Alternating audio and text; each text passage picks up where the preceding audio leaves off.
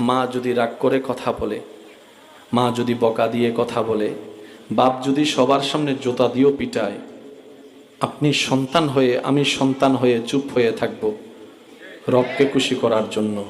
রবকে খুশি করার জন্য সুবহান আল্লাহ।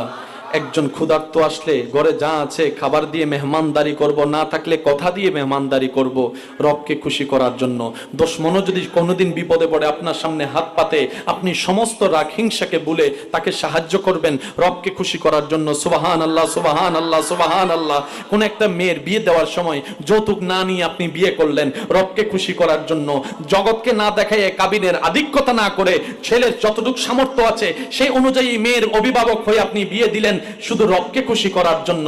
রবকে খুশি করার জন্য যে টাকা পায় তাকে টাকা দিয়ে দিলেন রবকে খুশি করার জন্য। যে জায়গা পায় তাকে জায়গা দিয়ে দিলেন রবকে খুশি করার জন্য। বোনের জায়গা বোনকে দিয়ে দিলেন, ছোটর জায়গা ছোটকে দিয়ে দিলেন, বাতিজার জায়গা